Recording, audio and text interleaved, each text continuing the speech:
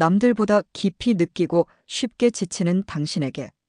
당신은 섬세한 감수성 때문에 타인의 감정, 환경의 미묘한 자극, 그리고 스스로의 완벽주의에 시달려왔을지 모릅니다. 이 영상은 당신의 예민함을 약점이 아닌 최고의 무기로 바꾸어줄 동서양 철학의 궁극적인 해법을 제시합니다.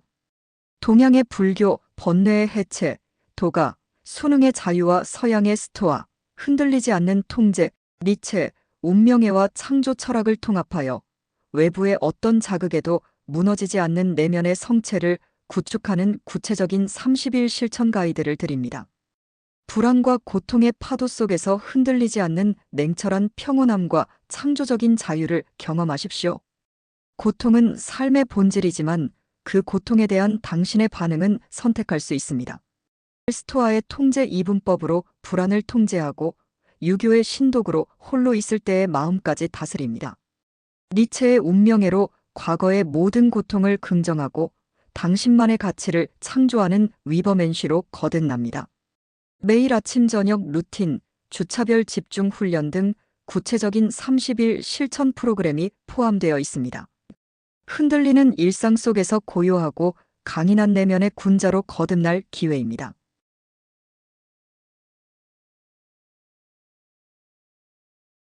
동양 철학과 지혜 일부. 불교 철학 번뇌의 해체와 마음의 고요함, 번뇌의 실체, 두 번째 화살을 멈추는 통찰. 부처님은 우리 삶의 고통을 첫 번째 화살과 두 번째 화살로 명쾌하게 구분하셨습니다. 첫 번째 화살은 질병, 노화, 상실처럼 피할 수 없는 생의 고통이지만 두 번째 화살은 마음이 스스로에게 쏘는 상념의 화살입니다. 예민한 당신이 밤잠을 설칠 정도로 괴로운 것은 대부분 이 두 번째 화살, 즉 망상 때문입니다. 망상의 세 가지 독, 탐, 진, 치의 심층 분석. 우리의 마음이 두 번째 화살을 끊임없이 쏘아대는 이유는 망상이라는 근원적인 습관 때문이며 이 망상은 탐, 진, 치 세 가지 독을 연료로 삼아 자라납니다. 예민한 마음일수록 이 독의 작용이 훨씬 강력하고 섬세하게 일어납니다.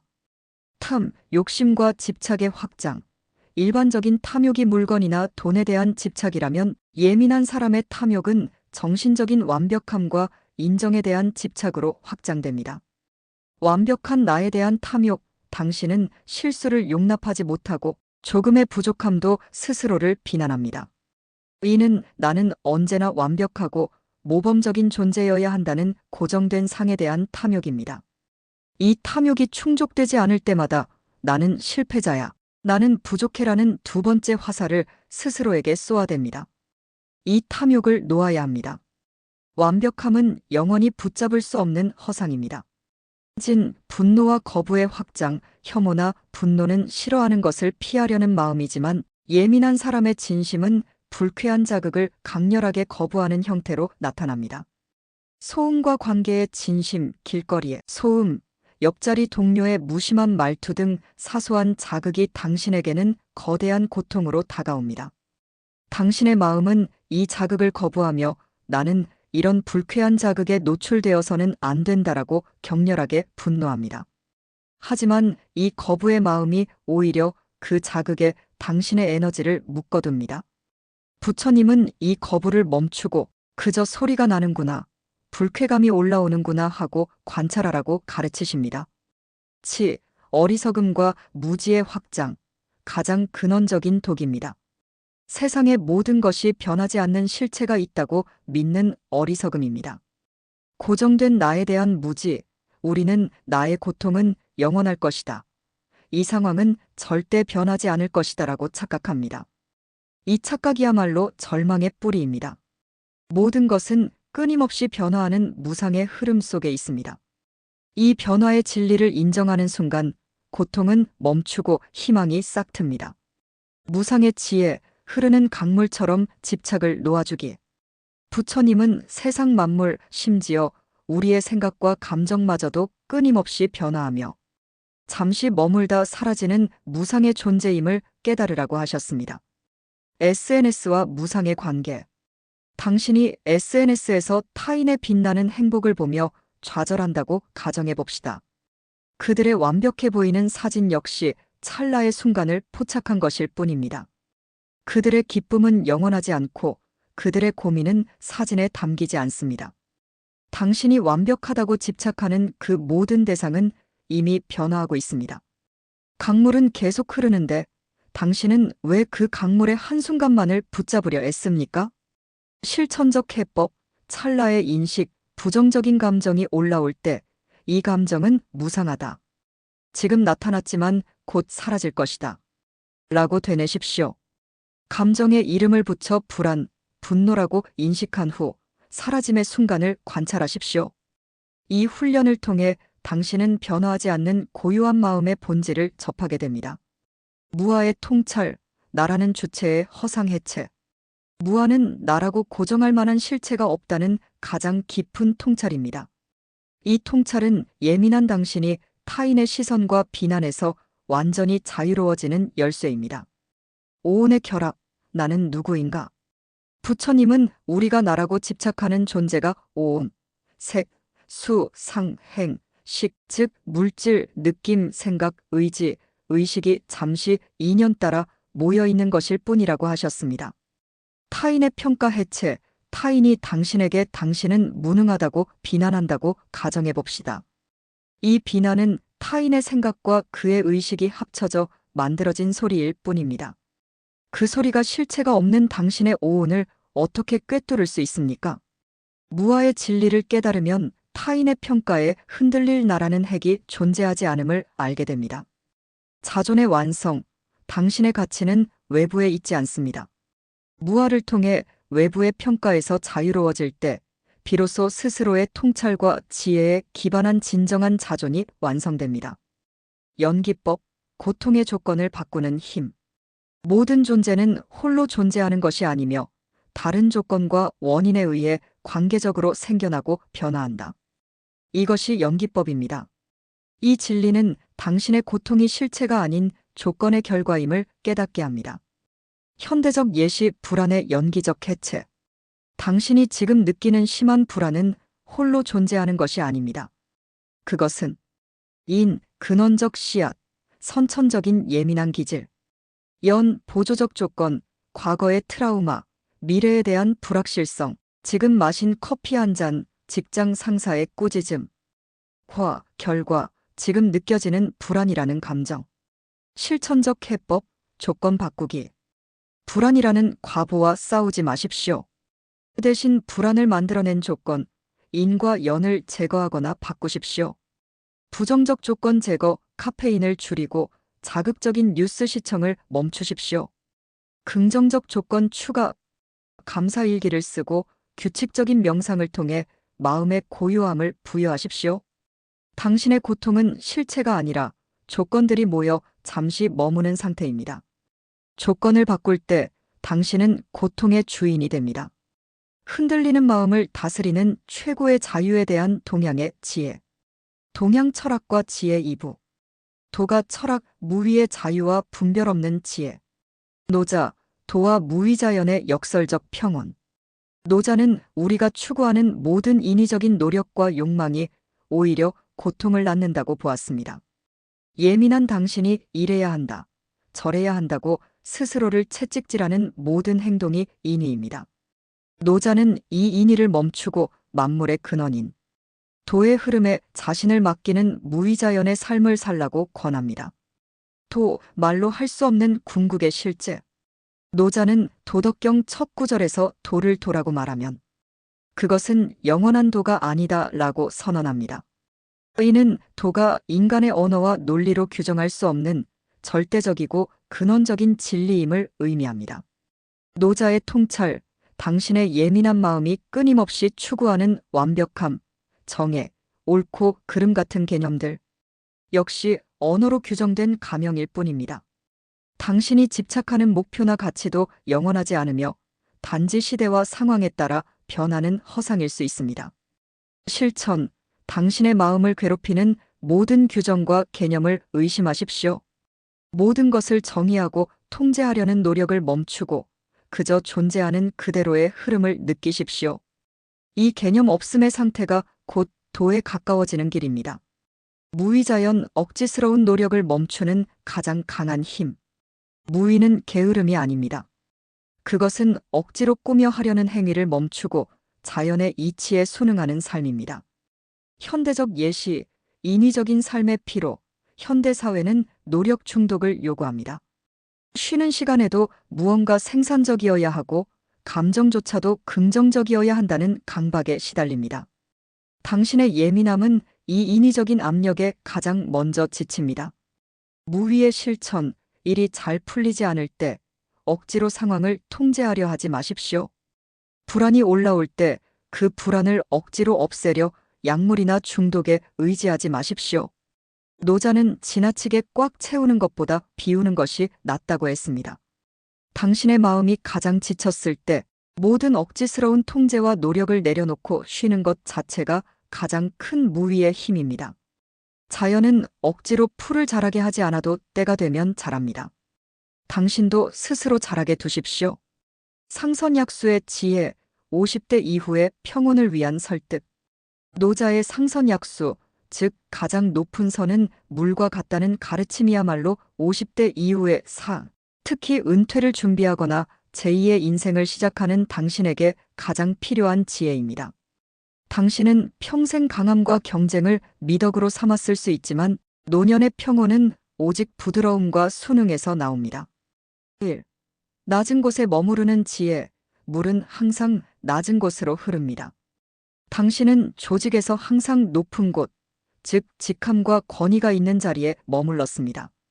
하지만 은퇴는 당신을 무위의 자리로 내려놓습니다. 낮은 곳에 머무는 것을 두려워하지 마십시오. 은퇴 후에도 성공적인 CEO, 가장 부유한 투자자라는 타이틀에 얽매여 억지로 높은 곳을 찾으려 하면 피로와 좌절만 남습니다. 이제 스스로를 낮추십시오. 이름 없는 봉사활동, 수익에 얽매이지 않는 취미, 혹은 가족에게 잔소리하지 않고 그들의 삶을 지켜보는 무위의 부모가 되십시오. 물이 가장 낮은 곳에서 만물을 이롭게 하듯 당신의 경험과 지혜는 가장 겸손하고 낮은 자세로 임할 때 진정한 가치를 발휘합니다. 평온은 존경받는 자리가 아닌 다투지 않는 자리에 있습니다. 다투지 않고 순응하는 힘. 기존의 조직 생활은 경쟁이었습니다. 싸워야 성과를 냈습니다.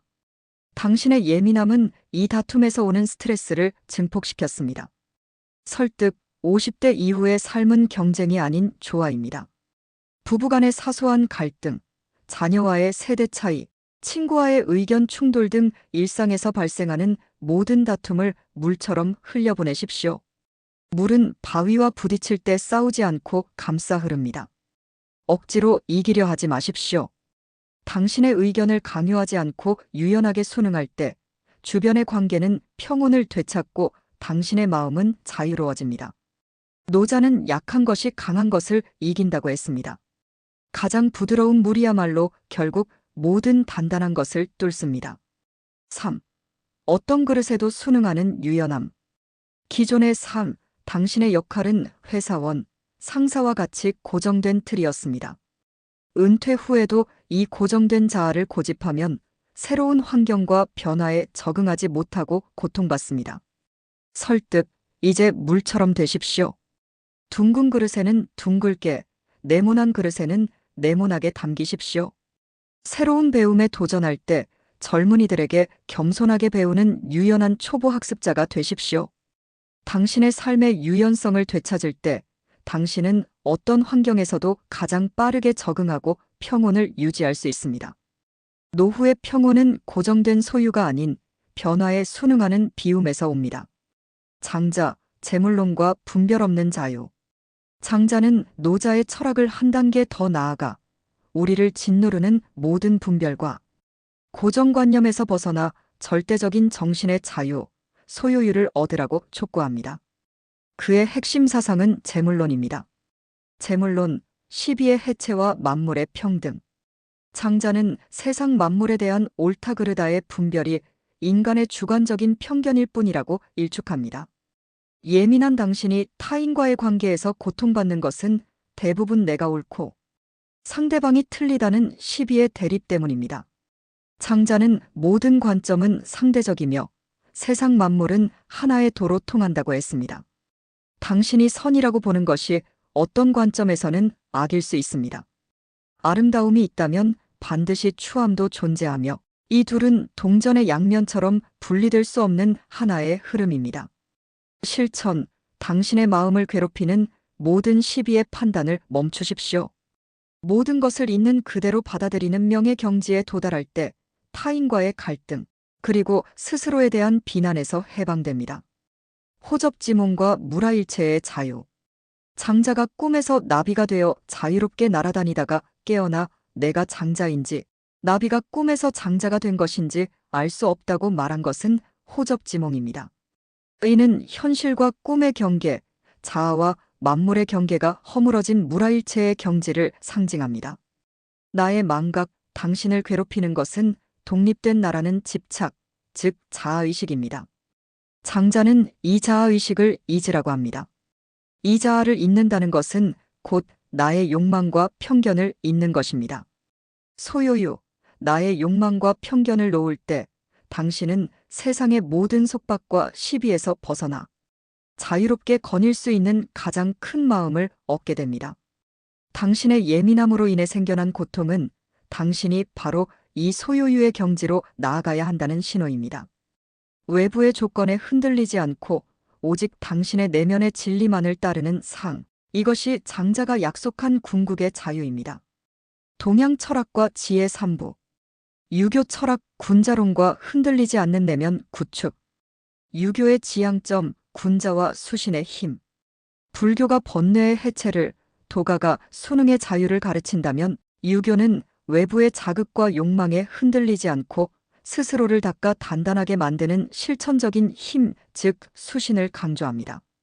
예민한 당신이 사회생활 속에서 내면의 안정성을 확보하기 위해 반드시 익혀야 할 지혜입니다. 군자론, 시대를 초월한 이상적 인격. 유교에서 군자는 단순히 벼슬이 높은 사람이 아니라 인격과 도덕적 완성을 이룬 이상적인 사람입니다. 군자는 외부 환경의 변화나 타인의 시선에 쉽게 흔들리지 않습니다. 그들의 힘은 외부가 아닌 내부에서 나옵니다. 논어의 군자, 공자는 군자에 대해 말했습니다. 남이 나를 알아주지 않아도 성내지 않으니 이 또한 군자가 아니겠는가? 예민한 당신에게 당신은 타인이 당신의 노고와 선의를 알아주지 않을 때 쉽게 상처받고 분노합니다. 이는 당신의 가치 기준을 타인에게 두고 있기 때문입니다. 군자는 자신의 가치를 스스로의 수양에서 찾기 때문에 타인의 인정 여부에 휘둘리지 않습니다. 당신의 가치는 당신의 도덕적 노력 그 자체에 있음을 확신하십시오. 수신, 마음의 뿌리를 단단히 하는 훈련. 수신은 모든 유교적 실천의 기본입니다. 자기 자신을 닫고 수양하는 이 과정은 예민한 당신이 외부의 자극에 흔들리지 않도록 내면의 뿌리를 깊고 단단하게 내리는 일입니다. 흔들리지 않는 마음의 기술, 신독과 중용. 수신의 핵심에는 신독과 중용이라는 두 가지 강력한 실천 지침이 있습니다. 신독, 홀로 있을 때를 삼가는 절대적 자아 확립. 신독은 아무도 보지 않는 혼자 있을 때일수록 자신의 마음과 행동을 삼가고 바르게 하는 것을 말합니다. 예민함과 신독의 연결고리. 예민한 사람들은 대개 사회적 관계 속에서는 완벽한 가면을 쓰지만 혼자 있을 때 자책, 불안, 과거의 후회와 같은 독한 감정에 무방비하게 무너집니다. 당신의 진짜 인격과 정신력은 홀로 있는 그 순간에 드러납니다. 실천적 훈련. 혼자 있을 때 떠오르는 부정적 감정이나 자기 비난의 생각을 마치 거울을 보듯 객관적으로 관찰하고 기록하십시오. 규율. 나만의 기준을 설정하고 타인이 보지 않는 시간에도 그것을 지키십시오. 예를 들어 퇴근 후 30분 동안 핸드폰을 보지 않는다. 분노가 올라올 때 5초간 침묵한다와 같은 작은 규율을 지키는 훈련을 반복하십시오. 결과 홀로 있을 때의 당신의 마음을 다스릴 수 있게 될 때 당신은 외부의 시선이 사라져도 흔들리지 않는 내면의 절대적인 안정감을 확보하게 됩니다. 중용, 감정의 극단을 피하는 평형의 기술. 중용은 지나치지도 모자라지도 않는 최적의 상태를 유지하는 지혜입니다. 예민한 당신은 감정의 진폭이 극단적으로 커서 기쁨과 절망, 자신감과 자책 사이를 오가며 에너지를 소진합니다. 감정의 폭 조절. 중용은 감정을 억누르는 것이 아니라 감정이 발생했을 때 그 극단으로 치닫는 것을 의식적으로 제어하는 훈련입니다. 실천적 훈련. 과잉과 부족인식. 나는 너무 완벽하려 한다. 과잉 또는 나는 너무 쉽게 포기한다. 부족과 같이 자신의 성향을 진단하십시오. 적정선 찾기. 예를 들어 프로젝트를 진행할 때 완벽해야 한다는 강박이 올라오면 의식적으로 이만하면 충분하다라고 스스로에게 말하며 일을 멈추는 적정선을 찾으십시오. 평형 유지. 감정이 극도로 올라올 때 잠시 멈추고 마음의 중심을 잡으라고 명령하십시오. 이 평형의 기술을 익힐 때 당신의 예민한 에너지는 폭발적인 감정으로 낭비되지 않고 생산적이고 안정적인 방향으로 전환됩니다. 인의 실천. 나를 확장하여 타인을 이롭게 하는 법. 유교의 궁극적인 덕목은 인입니다. 인은 사람을 사랑하는 마음이자 나의 마음을 타인에게로 확장하는 것을 의미합니다. 예민한 당신의 고통스러운 공감 능력은 이인의 철학을 통해 축복으로 바뀔 수 있습니다. 서의 실천. 역지사지. 인을 실천하는 가장 구체적인 방법은 서입니다. 내가 하기 싫은 일을 남에게 시키지 않는 것과 타인의 입장에서 생각하는 것을 의미합니다. 예민함의 긍정적 전환. 예민함은 타인의 감정을 마치 자신의 것처럼 느끼는 능력입니다. 이 능력을 고통스러운 공감이 아닌 의도적인 이해로 전환하십시오. 누군가 당신에게 무례하게 행동했을 때 그 사람의 무례함에 분노하기 전에 저 사람은 지금 어떤 고통이나 스트레스 때문에 저렇게 행동하는 것일까? 라고 역지사지해 보십시오. 당신의 시야를 타인의 입장으로 확장하는 순간 당신의 마음은 개인적인 감정의 굴레에서 벗어나 더 큰 세계를 품을 수 있게 됩니다.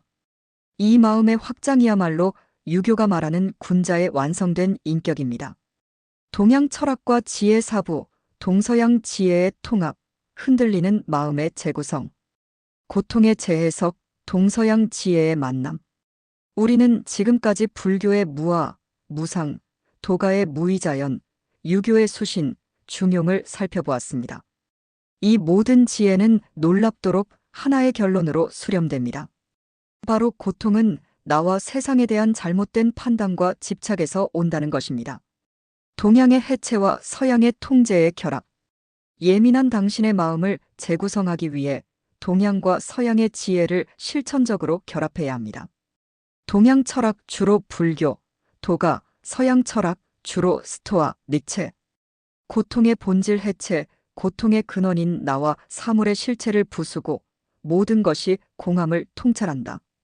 통찰. 고통을 외부 환경과 분리하고 나의 판단과 나의 반응만 통제하는 이성을 확립한다.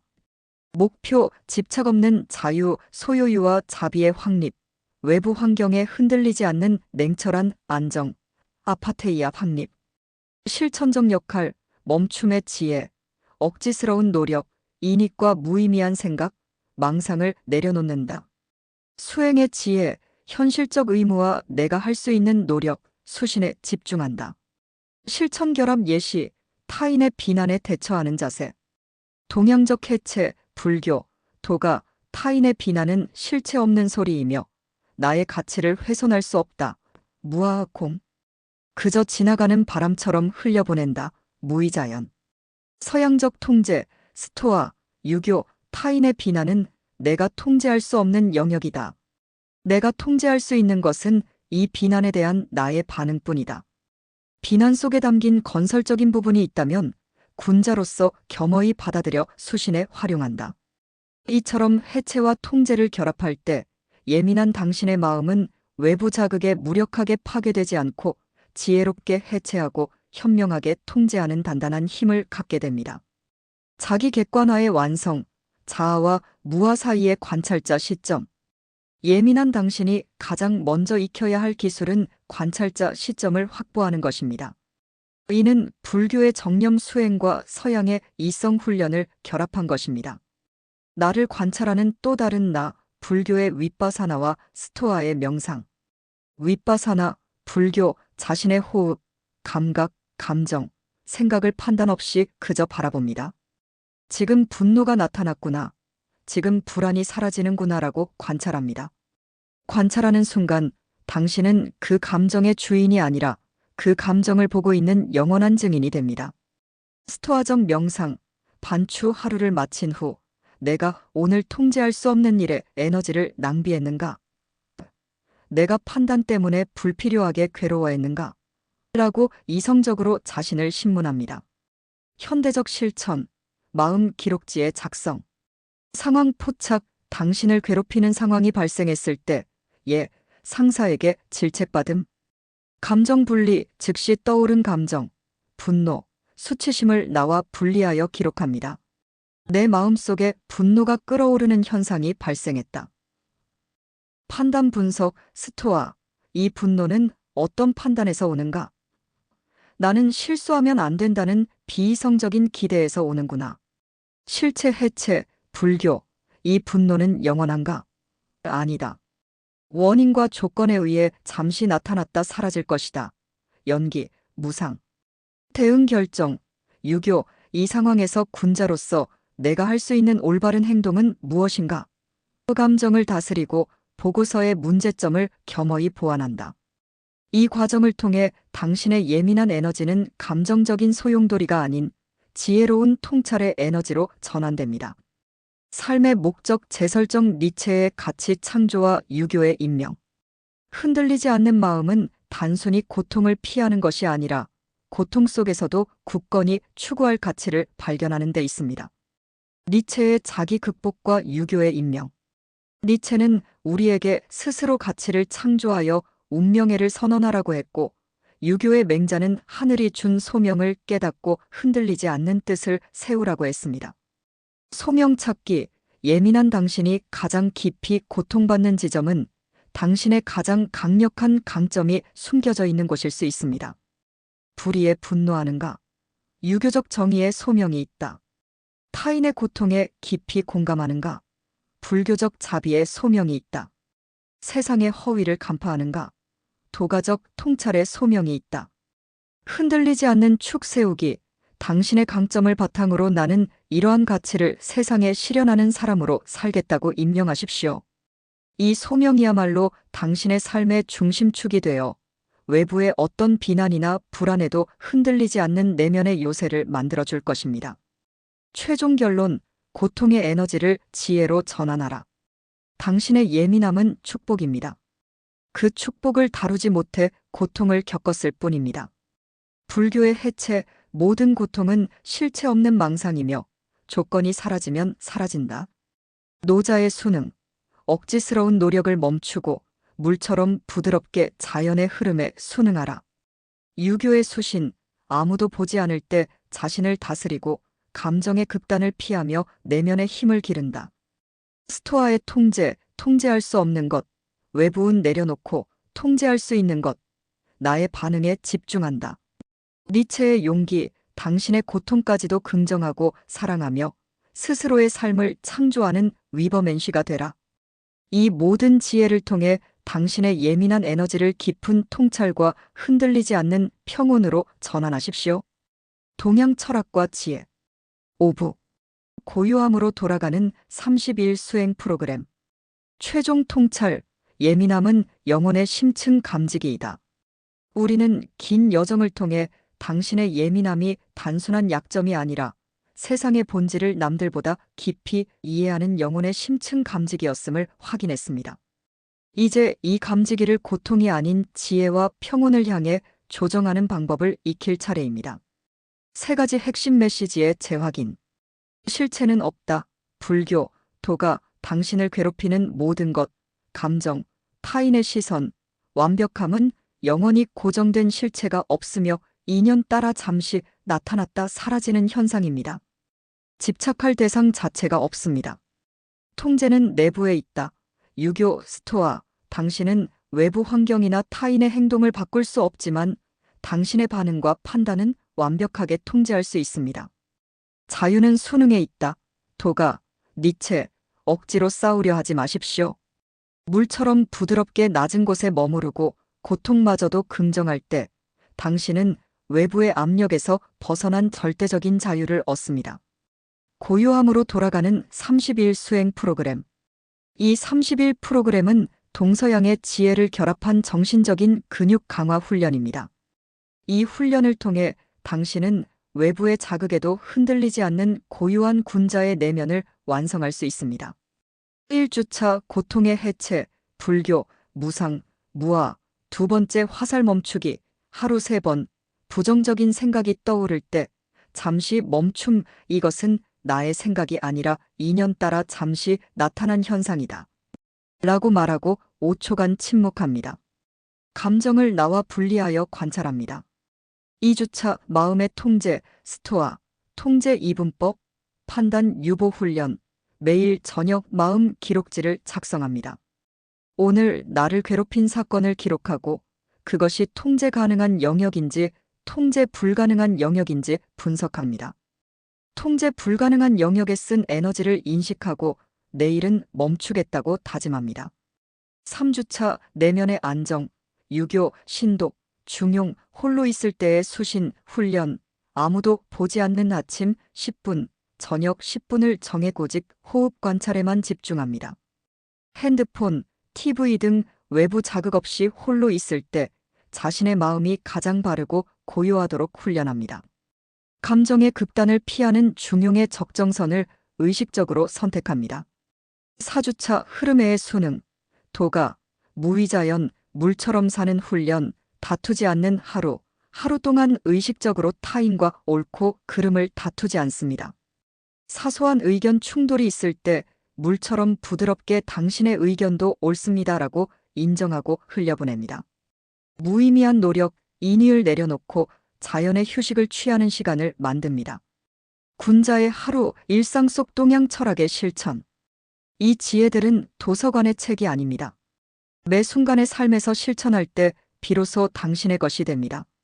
아침, 기상과 호흡, 불교의 정념. 눈을 뜨자마자 휴대폰을 보는 대신 5분간 호흡에 집중합니다. 나는 지금 숨 쉬고 있다. 이 순간의 고요함만이 실제한다고 스스로에게 상기시키며 하루를 시작합니다. 출근 및 사회생활, 유교의 경과, 도가의 수능. 업무 중 짜증이나 분노가 치솟을 때 경의 자세로 마음을 바로잡습니다. 1초간 멈추고 나는 지금 이 상황을 억지로 통제하려 하고 있다. 인의는 사실을 인지하고 물처럼 유연하게 상황에 대처합니다. 갈등 상황, 장자의 재물론, 유교에서 타인과 의견 충돌이 생길 때 내 관점은 옳고 상대방의 관점은 틀리다는 시비의 판단을 멈춥니다. 재물론. 대신 내가 저 사람의 입장이었다면? 이라고 역지사지하여 그 사람의 고통과 시야를 이해하려 노력합니다. 저녁 마무리와 성찰, 스토아의 반추, 유교의 신도. 취침 전 하루의 심판자가 되어 스스로를 돌아봅니다. 오늘 나는 내가 통제할 수 없는 일에 마음을 썼는가? 홀로 있을 때 나의 마음은 흐트러지지 않았는가? 나의 삶을 고통까지도 긍정하고 사랑하는가? 감사일기를 작성하여 오늘 일어난 모든 일, 좋은 일, 나쁜 일을 연기의 조건으로 받아들이고 감사합니다. 당신의 예민함은 깊은 연못과 같습니다. 그 연못이 잠시 흔들릴 때 고통스러울지라도 연못의 깊이 자체가 사라지는 것은 아닙니다. 동양 철학의 지혜는 당신의 연못을 흔들림 없는 고요함으로 되돌려 놓는 방법을 가르쳐 줍니다. 이제 당신은 흔들리는 세상 속에서 가장 고요하고 강인한 존재가 될 준비가 되었습니다. 서양 철학과 지혜 일부. 스토아 철학, 통제 이분법과 흔들리지 않는 마음. 스토아 철학의 핵심, 통제 이분법. 고대 그리스와 로마에서 시작된 스토아 철학은 예민한 당신의 감정적 파고를 가장 실질적으로 잠재울 수 있는 실천적 지혜입니다. 스토아 학파의 핵심은 통제 이분법입니다. 이 원칙은 당신의 불안과 고통의 대부분이 내가 통제할 수 없는 것에 에너지를 낭비하는 데서 온다는 냉철한 진단에서 출발합니다. 내가 통제할 수 있는 것, 나의 내부, 나의 의견, 나의 판단, 나의 충동, 나의 욕구, 나의 가치관, 그리고 나의 반응. 내가 통제할 수 없는 것, 나의 외부, 타인의 평가, 날씨, 건강, 과거의 일, 미래의 결과, 그리고 타인의 행동. 통찰 스토아 철학자 에픽테토스는 우리를 불안하게 하는 것은 사물이 아니라 사물에 대한 우리의 판단이다라고 했습니다. 당신의 예민함은 외부 자극을 통제해야 한다는 착각 때문에 생겨납니다. 이 착각을 버릴 때 비로소 마음의 요새인 아파테이아, 흔들리지 않는 평정심이 완성됩니다. 감정적 파고를 잠재우는 판단 유보와 즉각적 분리. 예민한 당신은 자극에 대한 반응 속도가 너무 빨라서 감정에 휩쓸리기 쉽습니다. 스토아 철학은 이 반응 속도를 늦추고 이성이 개입할 틈을 만드는 실천적 기술을 제공합니다. 판단 유보, 에포케의 실천. 누군가의 비난이나 실수에 직면했을 때 당신의 마음은 즉시 나는 수치스럽다. 저 사람은 나쁜 사람이다라고 가치 판단을 내립니다. 이 판단이 감정에 불을 지핍니다. 훈련 라벨 제거 자극이 들어왔을 때 즉시 판단 유보를 외치십시오. 상사가 당신에게 질책할 때 그 사실을 나에 대한 부당한 공격이라고 라벨 붙이는 대신 상사가 지금 큰 소리로 말을 하고 있다는 중립적인 사실로만 받아들입니다. 훈련 감정 질문, 분노나 불안이 치솟을 때 스스로에게 묻습니다. 이 감정은 진실인가 아니면 나의 습관적인 판단인가? 이 질문을 통해 감정과 당신 자신 사이에 거리를 두십시오. 현대인의 에피소드 실시간 검색어에 대한 무관심 훈련. 소셜 미디어를 켰는데 전혀 알지 못하는 유명인의 사소한 논란이 실시간 검색어 1위에 올라 당신의 감정을 불편하게 합니다. 통제 이분법 적용. 그 유명인의 행동, 대중의 반응, 언론의 보도는 통제 불가능합니다. 내가 통제할 수 있는 것은 이 정보에 대한 나의 반응입니다. 스토아적 대응, 이것은 내 삶에 아무런 영향도 미치지 않는 외부의 현상일 뿐이다. 나는 이것에 시간을 할애하지 않는다. 라고 판단하고 즉시 창을 닫습니다. 외부의 소용돌이에 휩쓸리지 않고 자신의 내면으로 돌아오는 훈련입니다. 아레테, 탁월성과 자기 완성의 추구. 스토아 철학은 고통을 피하라고 가르치지 않습니다. 그 대신 고통과 역경 속에서도 인간으로서의 탁월성, 즉 덕을 완성하라고 가르칩니다. 이 덕은 지혜 위즈덤, 정의 저스터스, 용기 커러지, 절제 템퍼런스의 4가지 덕목을 의미합니다. 지혜, 통제 가능한 것과 불가능한 것을 명확히 구분하는 능력. 정의, 타인과의 관계에서 공정하고 이성적으로 행동하는 것. 용기, 두려움과 불안 속에서도 이성적인 판단을 실행하는 힘. 절제, 감정이나 욕망에 휩쓸리지 않고 스스로를 제어하는 능력. 예민함과 용기의 결합. 당신의 예민함 때문에 누군가에게 할 말을 하지 못하고 속으로 끙끙 앓는다면 그것은 덕목 중 용기를 발휘하지 못한 것입니다. 스토아 철학자는 감정적인 싸움이 아닌 이성에 기반한 단호하고 정중한 주장은 당신이 마땅히 해야 할 덕목의 실천이라고 가르칩니다. 당신의 내면의 이성이 옳다고 판단한다면 불안하더라도 용기 있게 행동하십시오. 부정적 시각화와 자기 효능감 강화. 스토아 철학은 긍정의 힘만을 외치는 현대의 자기계발서와 다릅니다. 그들은 오히려 부정적 시각화를 통해 최악의 상황을 상상하고 마음의 내성을 기르는 훈련을 권합니다. 훈련, 당신이 가장 두려워하는 실패, 상실, 질병 등을 미리 상상해 봅니다. 내일 내가 갑자기 직장을 잃는다면, 가족에게 큰 불행이 닥친다면, 목표, 이 훈련의 목표는 당신을 절망에 빠뜨리는 것이 아니라 그럼에도 불구하고 나는 생존하고 인간으로서의 존엄성을 지킬 수 있다는 확신을 얻는 데 있습니다. 최악의 상황을 상상함으로써 현재의 사소한 불편함이나 불안이 얼마나 덧없는 것인지를 깨닫습니다. 결과 현재 당신이 가지고 있는 모든 것이 언젠가는 사라질 빌려온 것임을 깨닫습니다. 이 깨달음은 감사하는 마음을 강화하고 상실에 대한 두려움을 현저히 낮춥니다. 당신은 외부의 변덕스러운 행운이 아닌 당신의 이성만이 유일하게 통제 가능한 자산임을 확신하게 됩니다. 서양 철학과 지혜 2부. 니체 철학, 운명애와 자기 초월의 힘. 니체의 선언, 고통과 힘의 의지. 프리드리히 니체는 나약한 도덕, 피상적인 행복, 그리고 고통을 회피하려는 태도를 경멸했습니다. 예민한 당신이 겪는 깊은 고통은 니체의 철학을 통해 자기 극복의 용기로 변모할 수 있습니다. 니체에게 삶의 근본적인 동력은 생존 본능이 아닌 힘의 의지입니다. 니체의 통찰, 당신의 예민함은 타인보다 더 깊이 느끼고 더 심하게 고통받고 더 격렬하게 분노하는 과잉된 힘의 징후입니다. 이 힘을 억압하거나 피하면 신경증적인 고통이 되지만 이 힘을 긍정하고 자기 창조에 사용할 때 당신은 고통을 초월하는 주체가 됩니다. 고통의 재해석, 니체는 고통을 없애려는 모든 시도를 나약함이라고 보았습니다. 고통은 삶이 당신에게 던지는 가장 강력한 도전이자 당신의 잠재된 힘이 발현되기를 요구하는 외침입니다. 고통을 파괴적인 감정이 아닌 당신을 다음 단계로 이끌어줄 가장 귀중한 원료로 받아들이십시오. 영혼 회귀, 가장 무거운 짐을 긍정하는 용기. 니체가 우리에게 던진 가장 심오하고 충격적인 질문이 바로 영혼 회귀입니다. 이 개념은 우주가 무한히 반복되어 당신의 당신이 겪은 모든 순간, 모든 고통과 기쁨, 모든 후회와 성공이 아무런 변화 없이 영원히 반복된다는 사상입니다. 심판의 질문, 이 사상을 들었을 때 당신은 어떤 감정을 느낍니까? 당신은 이 삶을 영원히 다시 살아도 좋다고 긍정할 수 있습니까?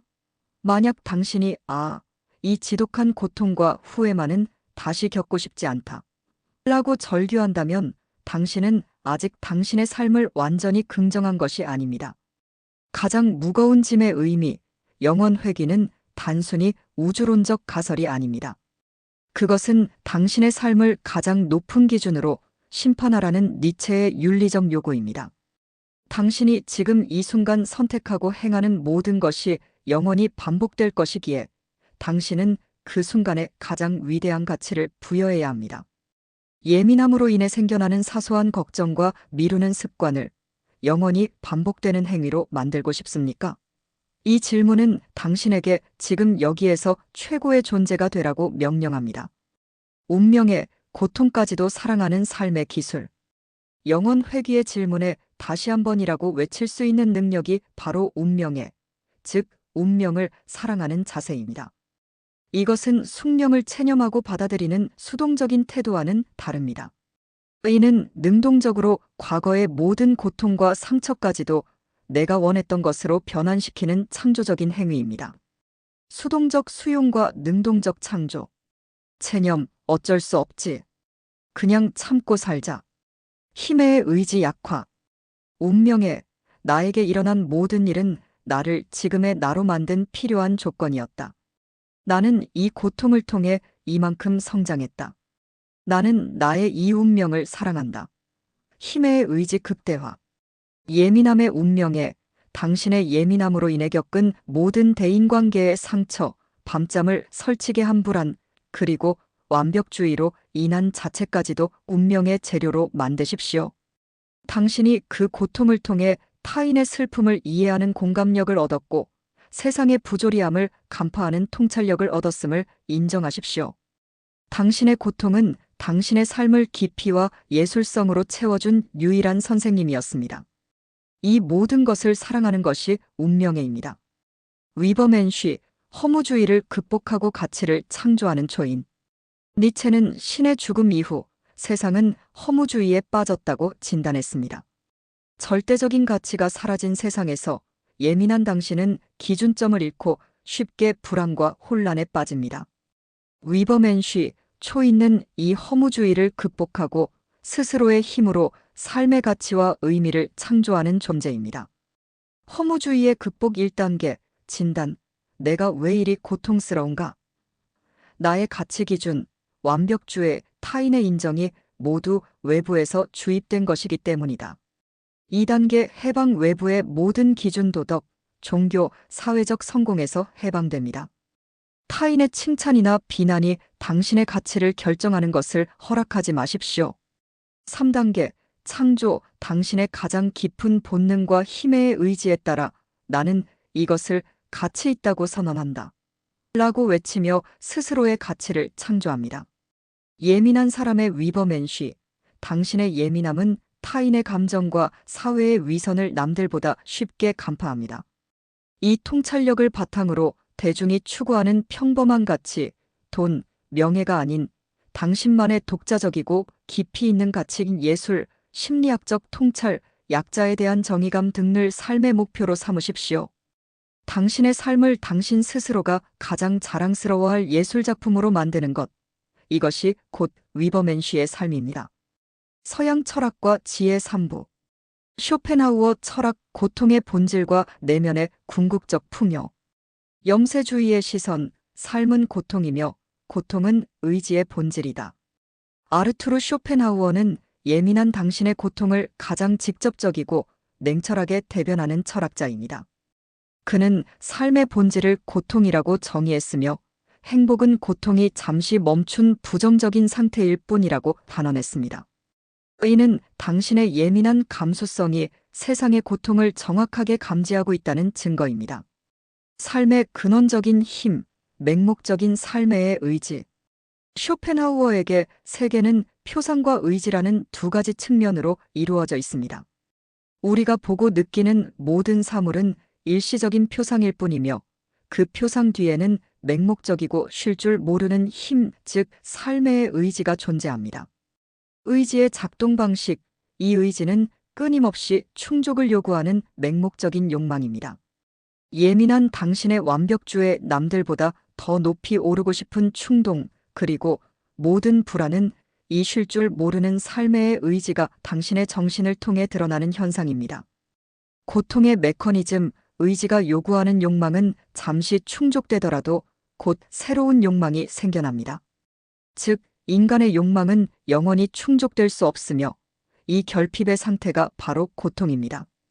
당신은 이 맹목적인 의지의 파도에 휩쓸려 계속해서 좌절하고 고통받고 있는 것입니다.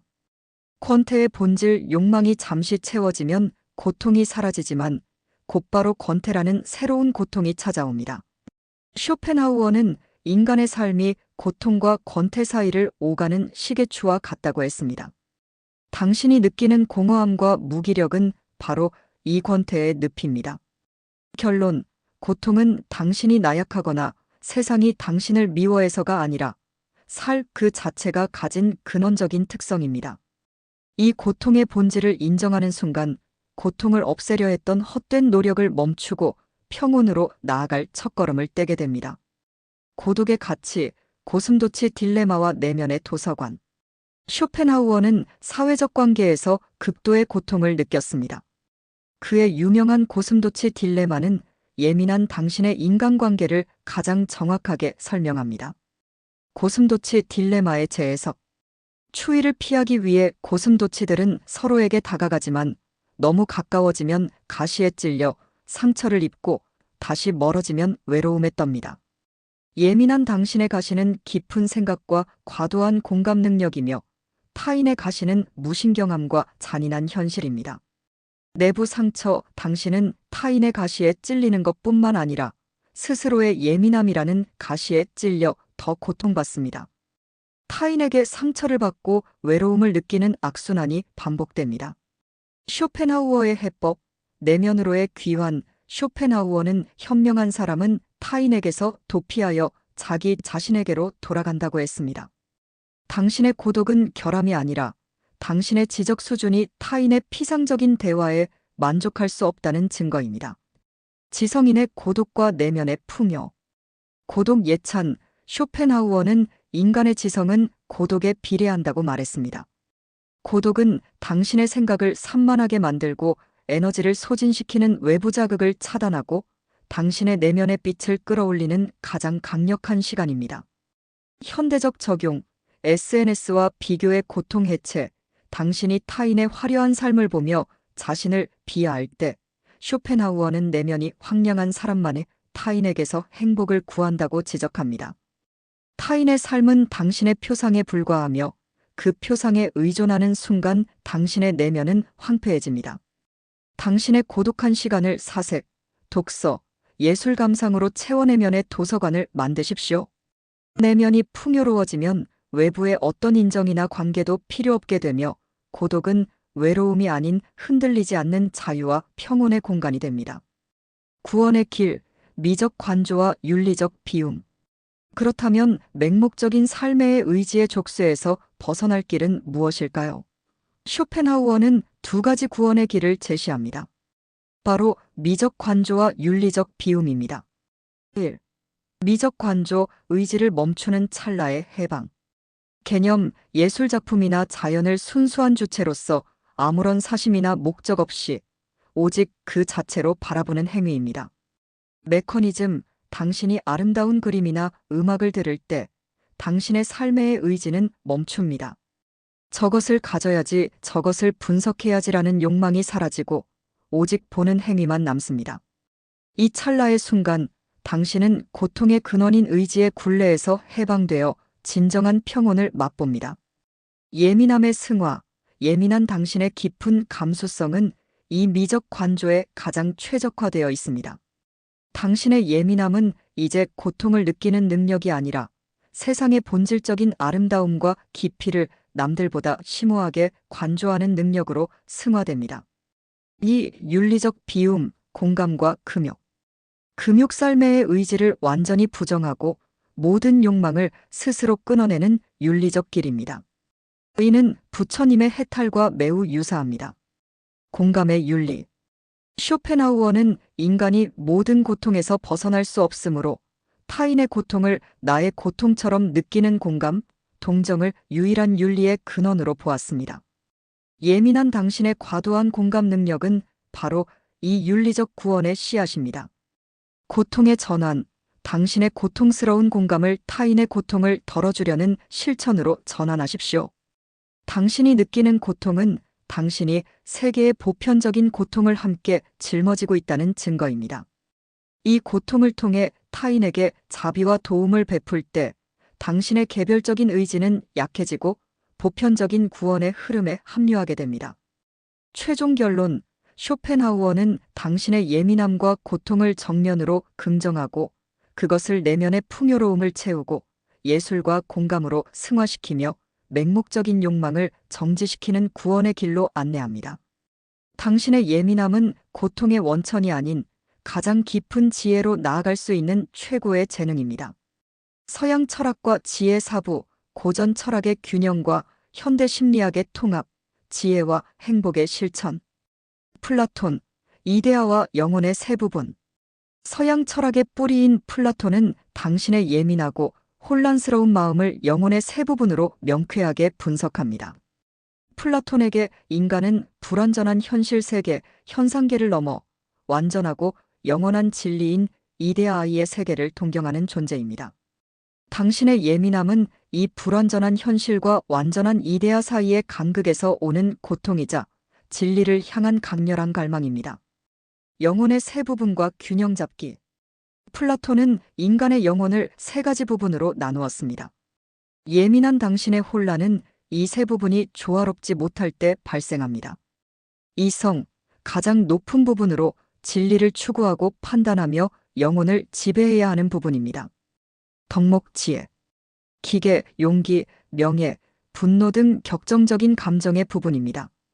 덕목, 용기, 욕구, 식욕, 성욕, 재물욕 등 가장 아래에 있는 원초적 욕망의 부분입니다. 덕목절제. 예민한 당신의 불균형 진단, 당신의 분노와 상처, 기계는 너무 격렬하게 반응하고 자신을 비난하는데 욕구 에너지를 낭비합니다. 가장 중요하게 영혼을 이끌어야 할 이성, 지혜의 감정과 욕망의 파도에 휩쓸려 제 역할을 하지 못하고 있습니다. 플라톤의 해법, 조화. 플라톤은 이 세 부분이 각자의 덕목을 발휘하여 이성이 마차의 고삐를 쥐고 기계는 이성의 명령에 복종하면 욕구는 절제될 때 비로소 영혼의 조화가 완성된다고 했습니다. 예민함의 강한 에너지를 이성, 지혜의 통제 아래 두는 훈련. 이것이 당신의 영혼을 고요하게 만드는 핵심입니다. 아리스토텔레스, 에우다이모니아와 중용. 플라톤의 제자인 아리스토텔레스는 행복을 현실적이고 실천적인 관점에서 접근했습니다. 그는 인간의 궁극적인 목표가 에우다이모니아, 즉 잘 사는 상, 영혼의 탁월성을 실현하는 삶에 있다고 했습니다. 이는 단순한 쾌락이나 순간적인 만족이 아닌 당신의 잠재력을 완전히 발휘하는 상태입니다. 행복을 위한 덕의 실천과 중용. 아리스토텔레스는 행복에 이르기 위해서는 덕, 실천적 지혜이 필요하며 이 덕은 지나침과 모자람 사이의 최적점, 즉 중용을 찾는 데 있다고 했습니다. 예민한 당신의 극단 분석. 과잉, 무모함, 용기의 과잉, 낭비벽, 관대함의 과잉, 완벽주의, 노력의 과잉. 부족, 비겁함, 용기의 부족, 인색함, 관대함의 부족, 게으름, 노력의 부족. 중용의 실천. 예민한 당신은 지나친 노력으로 번아웃되거나 지나친 회피로 기회를 놓치곤 합니다. 중용은 이 두 극단 사이에서 지금 이 순간, 이 상황에 가장 적절한 행동을 찾는 실천적 지혜입니다. 훈련, 프로젝트를 마칠 때 완벽해야 한다는 강박과잉이 올라오면 이만하면 충분히 훌륭하다라고 스스로에게 말하며 적절한 마침표를 찍는 연습을 하십시오. 이 중용이야말로 당신의 에너지를 효율적으로 관리하고 지속적인 행복을 가능하게 하는 기술입니다. 현대 심리학과의 통합, HSP 기질의 긍정적 활용. 고전 철학의 지혜는 현대 심리학을 통해 더욱 구체적인 실천력을 얻습니다. 심리학자 일레인 아론 박사의 HSP 이론은 당신의 예민함을 철학적 숙명이 아닌 뇌과학적 특성으로 해석하고 그 특성을 긍정적으로 활용하는 방법을 제시합니다. HSP의 4가지 특성과 철학적 대응 DOES 모델. D. Depth of Processing, 깊은 정보 처리. 당신은 정보를 남들보다 깊이 그리고 섬세하게 처리합니다. 철학적 대응. 쇼펜하우어의 관조와 플라톤의 이성을 활용하여 이 깊은 정보를 지혜로 변환합니다. 사소한 자극에 압도당하는 대신 그 깊은 정보를 예술, 글쓰기, 통찰 등의 창조적 활동에 쏟아냅니다. 5. 오버스티뮬레이션, 과도한 자극. 당신은 쉽게 환경적 자극에 압도되어 지칩니다. 철학적 대응. 스토아 철학의 통제 이분법과 유교의 수신을 활용하여 자극을 통제합니다. 정기적인 디지털 디톡스와 홀로 있는 시간을 의무적으로 확보하여 뇌의 과부하를 막고 에너지를 회복합니다. 이 이모셔널 리액티버티 엠퍼시, 정서적 반응성 및 공감, 감정의 폭이 크고 타인의 감정을 마치 자신의 것처럼 느낍니다. 철학적 대응. 니체의 운명애와 쇼펜하우어의 공감 윤리를 결합합니다. 공감으로 인한 고통을 내가 짊어져야 할 운명으로 긍정하고 이 공감 능력을 타인을 돕는 정의로운 실천, 아리스토텔레스의 저스터스로 전환합니다. 타인의 감정과 나의 감정을 분리하는 경계 설정 훈련을 병행합니다. S. 센싱 서털티즈, 미묘한 감지, 주변의 작은 변화, 소리, 냄새, 분위기를 즉각적으로 감지합니다. 철학적 대응. 도가의 무의자연을 활용하여 이 미묘한 감지를 경고 시스템으로 사용합니다. 피로감이나 불쾌한 자극을 감지했을 때 즉시 억지로 버티려 하지 않고 물러나는 흐름의 수능을 선택합니다. 인지행동치료 CBT를 통한 비이성적 신념의 교정. 스토아 철학의 판단 유보 기술은 현대 인지행동치료 CBT의 핵심 원리입니다. CBT는 당신을 괴롭히는 비합리적이고 비이성적인 신념을 찾아내 이성적인 판단으로 교정하는 실천적 방법입니다. 비이성적 신념, 스토익, CBT, 예민한 당신의 고통은 대부분 다음과 같은 비이성적인 당위론에서 옵니다. 나는 모든 일에 완벽해야 한다. 니체의 긍정 거부. 모두가 나를 좋아해야 한다. 스토아의 통제 불가능 영역 집착. 일이 계획대로 되지 않으면 재앙이다. 플라톤의 불완전한 현실 거부. 교정 훈련 ABC 모델. A. 액터베이팅 이벤트, 선행 사건, 당신을 괴롭힌 사건, 예 실수. 비 빌리프, 비이성적 신념, 당신의 머릿속을 지배한 생각, 이 실수는 나에게 재앙이다. 나는 가치가 없다. 시, 칸서건스, 결과, 발생한 감정, 극도의 불안, 자책. 디, 디스프유테이션, 논박, 스토아적 이성으로 비를 논박합니다. 실수는 재앙이 아니다. 그것은 인간의 일부분이며 내가 통제할 수 있는 다음 행동은 실수로부터 배우는 것이다. 이 이펙트 효과, 비이성적 신념을 합리적인 신념으로 대체한 후 당신의 감정이 안정되는 효과를 체험합니다. 이처럼 고전 철학의 지혜를 현대 심리학의 실천적 도구로 무장할 때 당신의 예민함은 가장 이성적이고 현명하며 가장 행복한 삶을 향한 강력한 추진력이 될 것입니다. 서양 철학과 지혜 55, 최종 마무리. 5부. 최종 결론 영혼의 자유를 위한 30일 실천 수행 가이드. 흔들리지 않는 삶의 건축 내면의 성체 구축 원리. 지금까지 우리는 고통을 회피하지 않고 오히려 고통을 지혜의 재료로 삼는 서양 철학의 강력한 가르침을 살펴보았습니다. 스토아 철학은 외부의 공격을 막아낼 성벽을, 니체 철학은 성벽 안에서 가치를 창조하는 용기를, 쇼펜하우어 철학은 성벽 안의 내면을 풍요롭게 하는 지혜를 제공합니다. 세 가지 핵심 방어 원칙. 방어, 통제 불가능한 외부의 모든 공격, 타인의 시선, 운, 결과은 성벽 밖으로 내보내고 통제 가능한 것, 나의 판단, 반응만 성 안으로 들인다. 공격, 고통과 좌절, 운명까지도 긍정하며 스스로의 최고 가치를 창조, 위버맨시하여 성체의 깃발을 높이 세운다. 지속 가능성, 에러스타털 앤드 플레이토, 성체 내부의 이성과 감정, 욕구를 중용과 조화로 다스려 에너지를 보존하고 탁월성을 추구한다. 고통을 힘으로 바꾸는 30일 철학 실천 수행. 이 30일 프로그램은 서양 철학의 핵심 기술을 매일 훈련하여 예민한 당신의 영혼에 냉철한 평정심과 창조적인 용기를 심어주는 과정입니다. 이 수행은 당신의 삶을 예술작품으로 만드는 과정입니다. 1주차 목표, 이성의 지배력 확립, 통제 이분법, 나의 것과 나의 것 아닌 것 분리 훈련. 매 순간 불안 올라올 때 이것은 내 통제 영역 밖인가? 라고 질문하고 밖이라면 즉시 포기를 선언합니다. 포기할 수 없는 일이라면 내가 지금 할 수 있는 가장 이성적인 행동 하나에만 집중합니다. 2주차 목표, 고통과 운명의 긍정, 운명의 최악의 상황 명상과 과거 미화 부정적 시각화, 매일 10분, 당신이 가장 두려워하는 실패를 구체적으로 상상합니다. 상상 후 그럼에도 불구하고 나는 나의 의지를 지킬 것이다라고 선언합니다. 과거의 후회스러운 일에 대해 그 경험이 나를 강하게 만들었다. 나는 그것을 사랑한다라고 재해석하는 일기를 씁니다.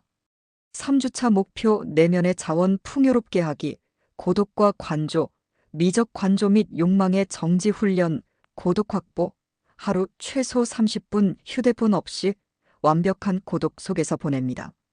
미적 관조, 음악이나 예술작품 또는 자연을 아무런 목적 없이 그저 바라보는 연습을 합니다. 욕망, 물건 구매, 불필요한 인정이 올라올 때 삶의 의지의 발현임을 인식하고 멈춥니다.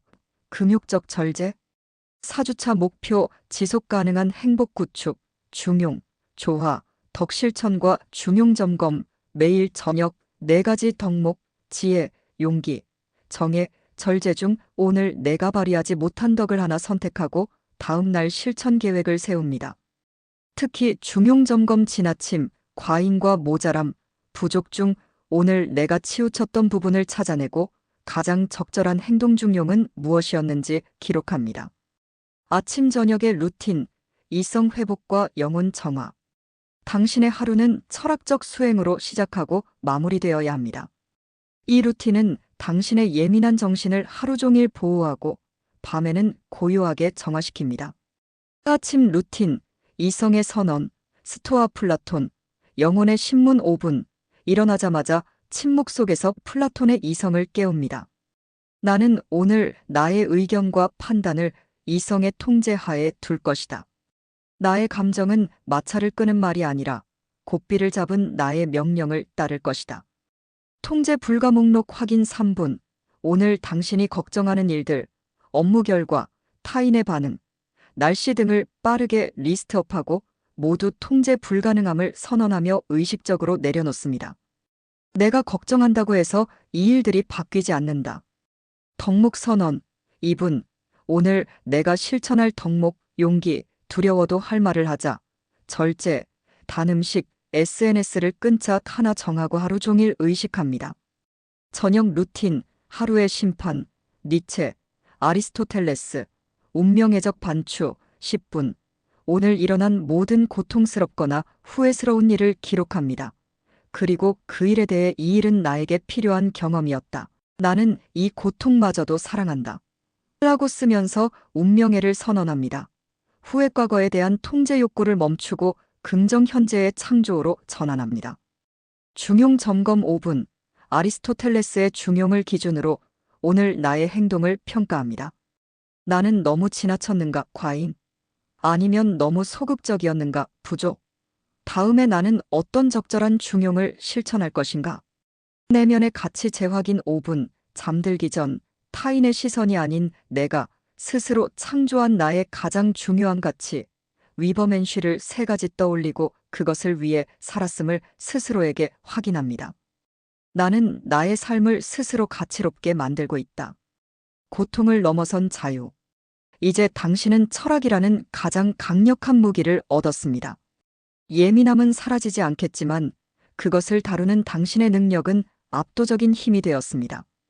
당신은 더 이상 감정의 노예가 아닙니다. 당신의 고통은 당신을 괴롭히는 것이 아니라 당신이 진정한 자유를 찾아 나아가야 할 길을 비추는 불빛이었습니다. 스토아 철학자 마르쿠스 아우렐리우스는 말했습니다. 당신이 가지고 있는 것들을 사랑하라. 당신의 운명이 엮어낸 모든 것을 받아들여라.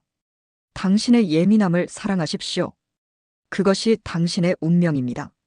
그리고 그 운명 안에서 가장 고요하고 가장 이성적이며 가장 창조적인 자유인으로 살아가십시오. 당신의 위대한 여정을 응원합니다.